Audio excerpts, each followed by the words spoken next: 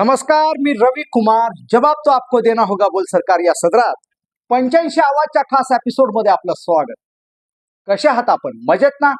मजेत राहा, हिट राहा, फिट राहा आणि हो, आरोग्याची काळजी घ्या. चला तर मग विषयाकडे वळूया. आजचा विषय आहे अजित पवार गेल्यानंतर तिसऱ्याच दिवशी शरद पवारांनी मेसेज सोडला होता. सुनेत्रा पवारांचा उपमुख्यमंत्री पदाचा शपथ होतोय. दादा जाऊन तिसराच दिवस झाला. सुनेत्रा पवार शपथविधी घेताय, तुम्हाला त्याची माहिती आहे का? पवारांनी मेसेज सोडला की पटेल आणि तटकरे त्यांचे नेते, त्यांच्या नेत्यांनी ठरवलं असेल, आपल्याला त्याबाबत काही माहिती नाही असं सांगून शरद पवारांनी मेसेज सोडला. त्या मेसेजचा अर्थ 2 महिने आणि जवळपास आज तारीख आहे 4 एप्रिल, म्हणजे जवळपास 2 महिने आणि 6 ते 7 दिवसांनंतर या सगळ्या मेसेजचा अर्थ उलगडायला सुरुवात झाली. शरद पवार म्हणाले होते, हा अपघात आहे, यात राजकारण आणू नका. आम्ही म्हणालो होतो, पवारांची ती घाई अंगलट आली. कदाचित त्यावेळी पवारांनी जर ते स्टेटमेंट केलं नसतं तर अजित पवारांचा अपघात की घातपात याबाबत सरकार सिरियस झालं असतं. ते सगळं सोडा, मात्र राष्ट्रवादीमध्ये राहूनच कशा पद्धतीने 2 गट तयार झालेत हे सांगण्यासाठी आत्ताच्या घटना पुरेशा आहेत.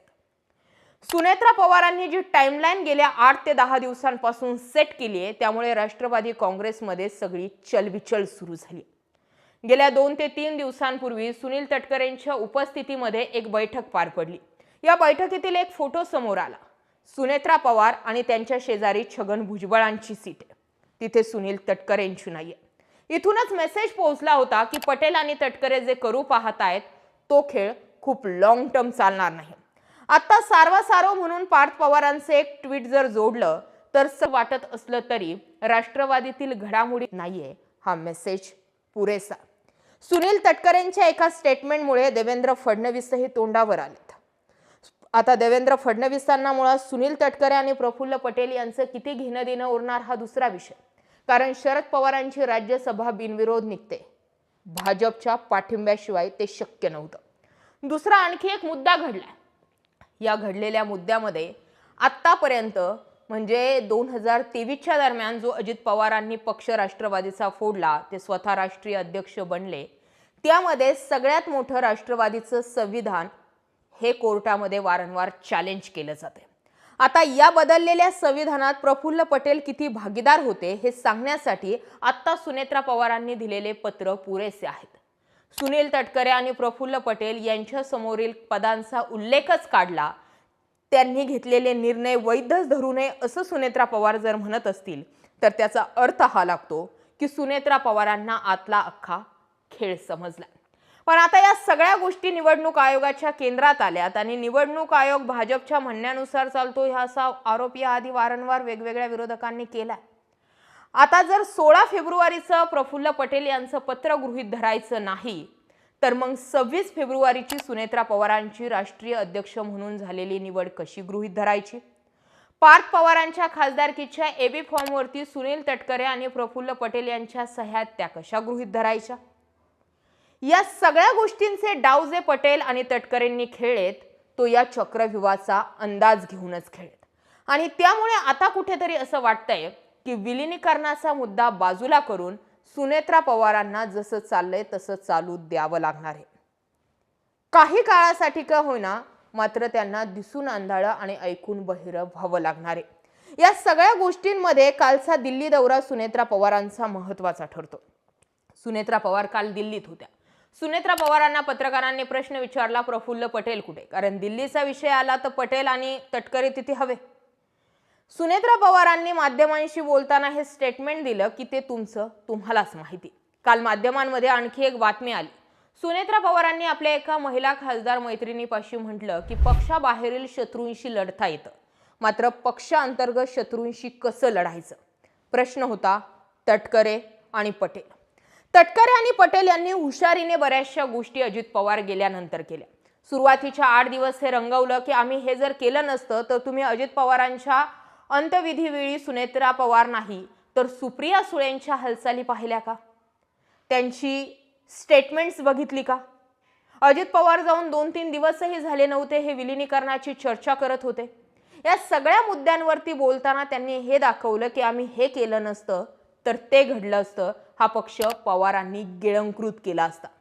सोयीस्करपणे हे नाकारलं की हा पक्ष आधी शरद पवारांचाच होता, तो त्यांच्या पुतण्यानं घेतला होता, घरातला पक्ष घरातच आहे म्हणून पवारांनी गेल्या 1.5-2 वर्षांपासून या मुद्द्यावर चुप्पी साधली. त्यांनी सोयीस्करपणे हे नाकारलं की महानगरपालिकांच्या निवडणुकांवेळी पुणे आणि पिंपरी चिंचवडमध्ये भाजपनं अजित पवारांसोबत कशा पद्धतीच्या डील केल्या. आपल्याला नरेश अरोराला पुन्हा त्यांचं कॉन्ट्रॅक्ट रिन्यू करायचं का नाही या संबंधीतील बातम्या दिसल्या. मात्र ते कॉन्ट्रॅक्ट नाकारणं किंवा नरेश अरोराला विरोध असण्याचं कारण हेही होतं की याच महानगरपालिकांच्या निवडणुकांदरम्यान नरेश अरोरांच्या डिझाईन बॉक्स या कंपनीवरती पुण्यामध्ये छापा पडला होता, रेड पडली होती. तेव्हापासून नरेश अरोरा हा भाजपचा माणूस झाला हे सर्व श्रुत होतं, असे आरोप झाले होते. त्याच दरम्यान पुणे आणि पिंपरी चिंचवड महानगरपालिकांदरम्यान चंद्रशेखर बावनकुळेंनी हे स्टेटमेंट केलं होतं की अजित पवारांची सिंचन घोटाळ्याची फाईल अजून बंद झाली नाही.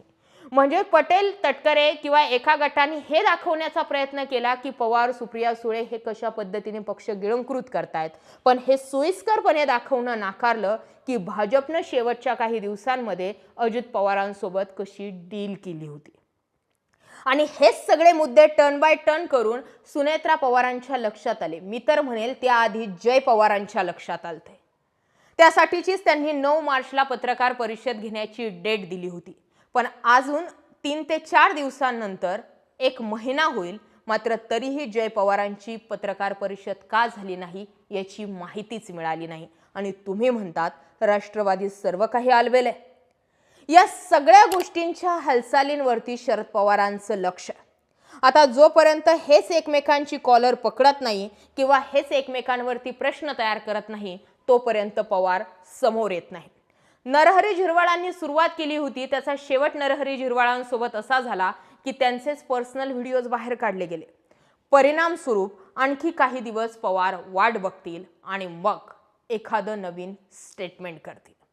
आता या सगळ्या आखलेल्या गोष्टीत एकतर दिसतंय पटेल, तटकरे, सुनेत्रा पवार या सगळ्यांना चक्रव्यूहात आणलं गेलंय ते रोहित पवारांनी, आणि रोहित पवारांच्या मागे हात आहे पवारांचा.